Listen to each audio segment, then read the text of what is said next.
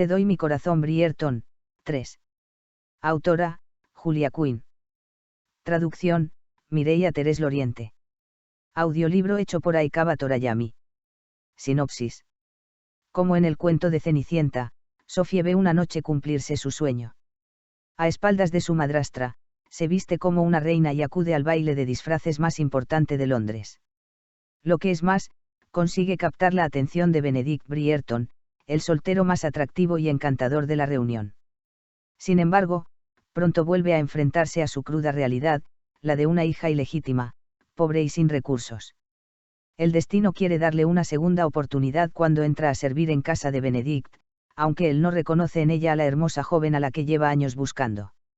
Ella es ahora una simple criada, incapaz de revelarle la verdad. La magia de aquella noche parece perdida para siempre o quizás no.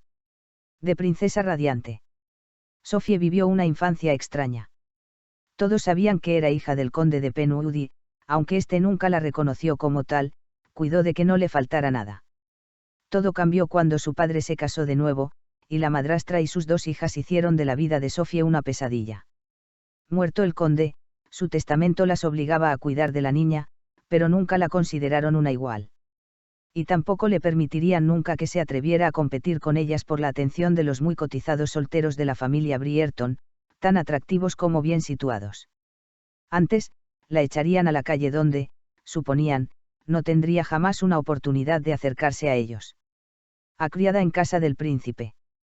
¿Quién era esa mujer extraordinaria? Benedict no puede olvidar aquella belleza enmascarada que le hechizó en un instante, a la que solo conoce como la dama plateada por el color de su vestido y a quien, inconscientemente, le entregó su corazón. Pero ahora, años después, se siente poderosamente atraído por una sencilla criada a la que salva de un asaltante borracho. Ella es la única que le hace revivir la emoción que le produjo la misteriosa enmascarada. Pero también ella parece fuera de su alcance, a causa de las insalvables barreras de clase que los separan. Sin embargo, la familia Brierton tiene muchos recursos para ayudar a uno de los suyos cuando surgen problemas de amor.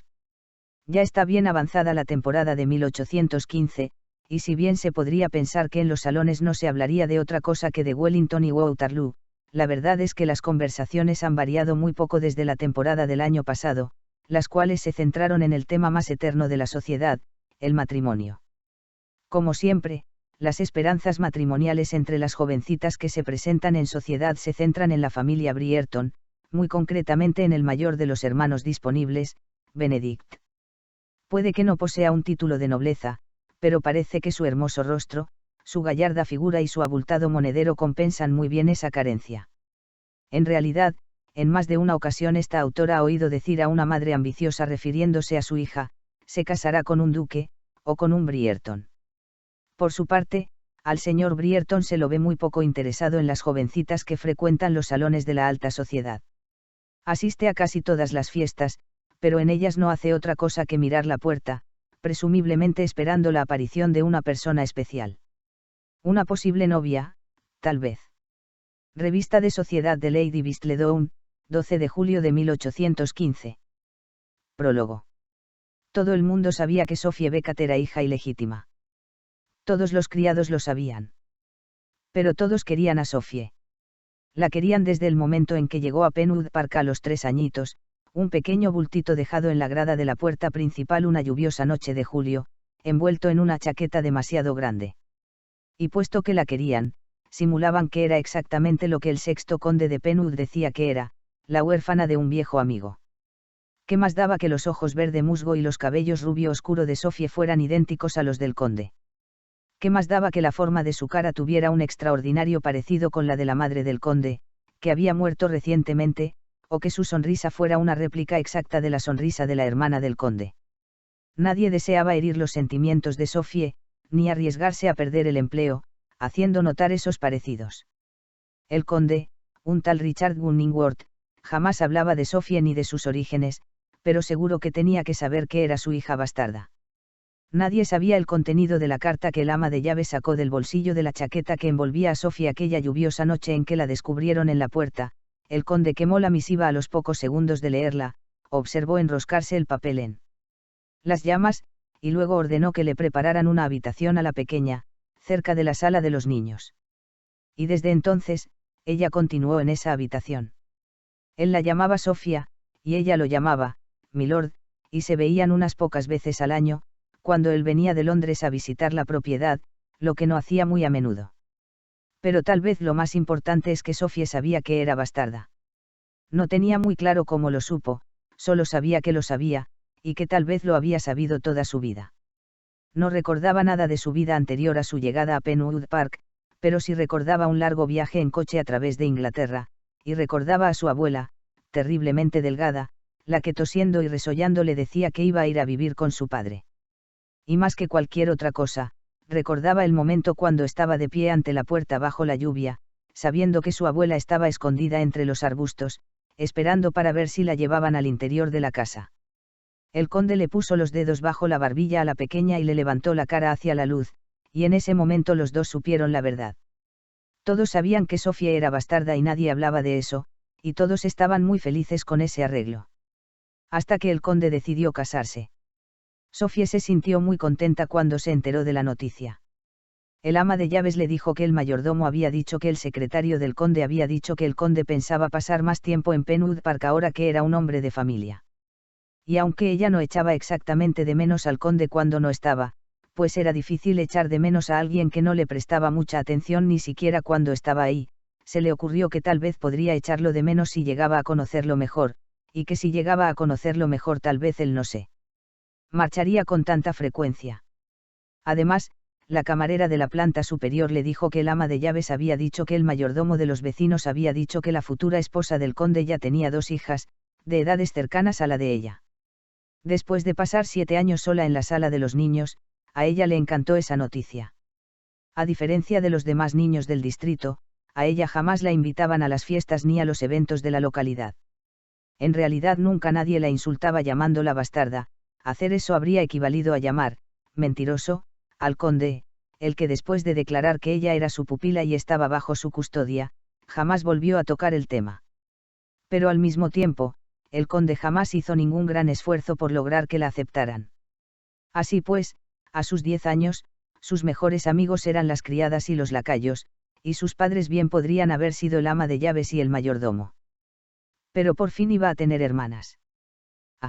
Sabía muy bien que no podría llamarlas hermanas. Sabía que la presentarían como Sofía María Beckett, la pupila del conde, pero ella las sentiría como hermanas. Y eso era lo que verdaderamente importaba.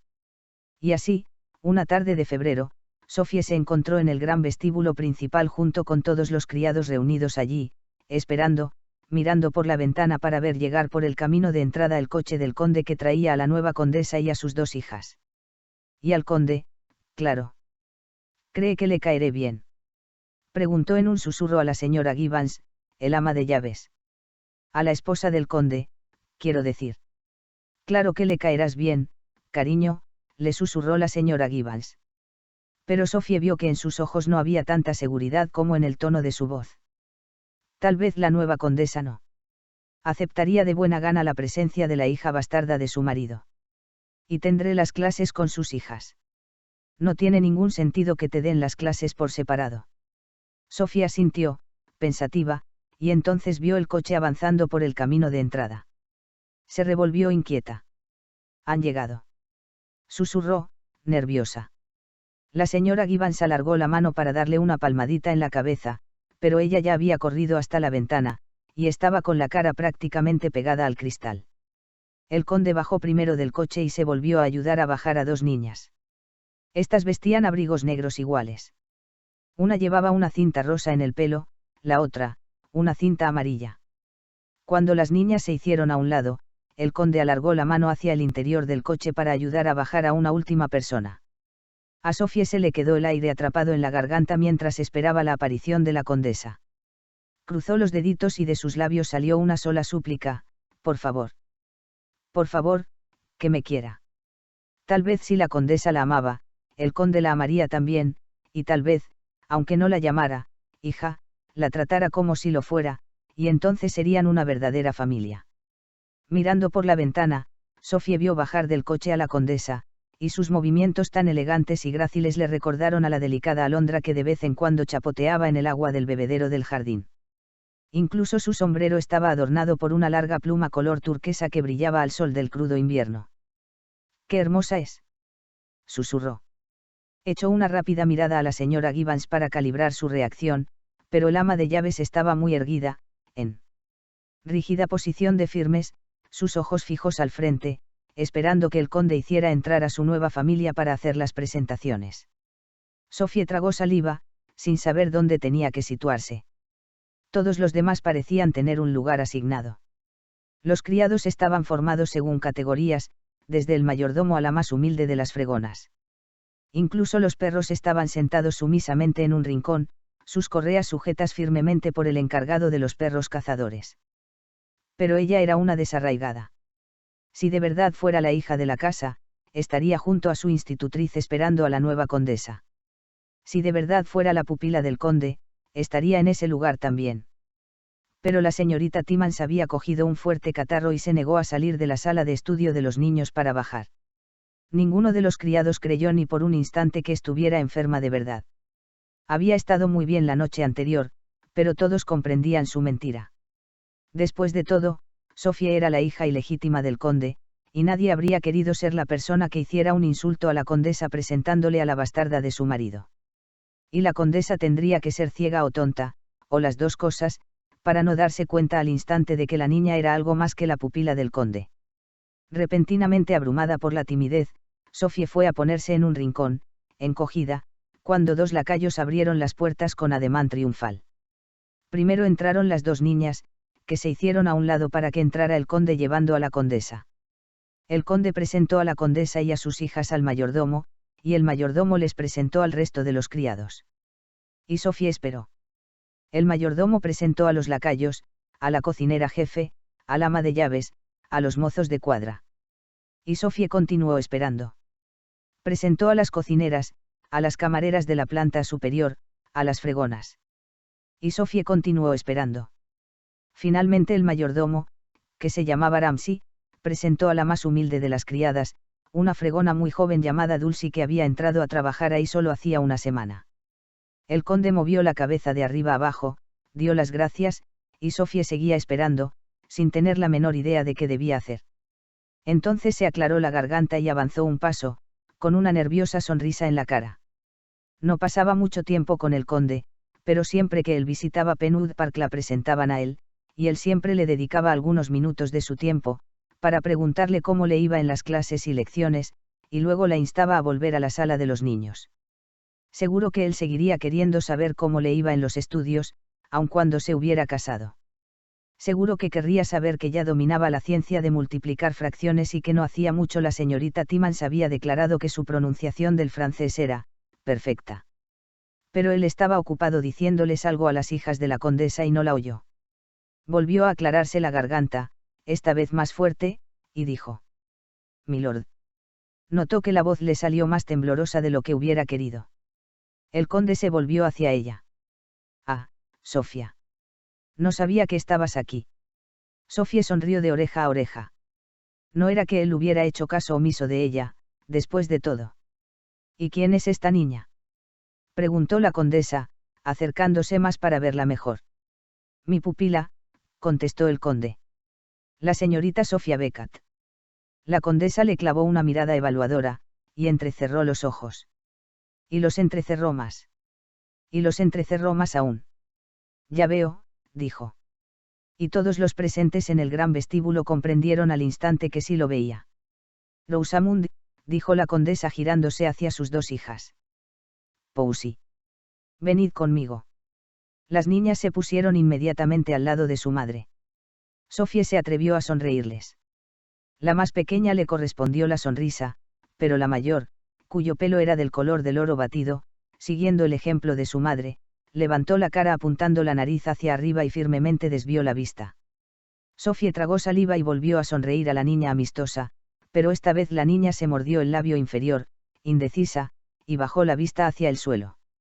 Dando la espalda a Sofía, la condesa dijo al conde: «Supongo que tienes habitaciones preparadas para Rosamund y Poussy». «Sí. Cerca de la sala de los niños. Justo al lado de la de Sofía». Después de un largo silencio, la condesa debió de llegar a la conclusión de que ciertas batallas no han de lucharse delante de los sirvientes, porque se limitó a decir: ahora querría subir a las habitaciones. Acto seguido se marchó, llevando con ella al conde y a sus hijas. Sofía observó a la familia subir la escalera y, cuando las perdió de vista en el rellano, se giró hacia la señora Gibbons y le preguntó: ¿cree que debería subir a ayudarlas? Podría enseñarles la sala de estudio a las niñas. La señora Gibbons negó con la cabeza. Parecían cansadas, mintió. Seguro que necesitan dormir una siesta. Sofía frunció el ceño. Le habían dicho que Rosamund tenía 11 años y Poussy 10. Era bastante raro que necesitaran una siesta. La señora Gibbons le dio unas palmaditas en la espalda. Será mejor que vengas conmigo. Me irá bien tener compañía, y la cocinera me dijo que acaba de sacar del horno una buena cantidad de tortas dulces. Creo que todavía están calientes. Sofía asintió y la siguió. Esa tarde tendría tiempo de sobra para conocer a las dos niñas. Les enseñaría la sala de los niños, se harían amigas y dentro de poco tiempo serían como hermanas. Sonrió. Sería maravilloso tener hermanas. Ocurrió que Sofía no se encontró con Rosamund ni con Poussy, ni con el conde ni la condesa, si es por eso, hasta el día siguiente. Cuando entró en la sala de los niños para cenar, vio que la mesa estaba puesta para 2 personas, no para 4, y la señorita Timmans, que se había recuperado milagrosamente de su dolencia, le dijo que Rosamund y Poussy estaban tan cansadas por el viaje que no cenarían esa noche.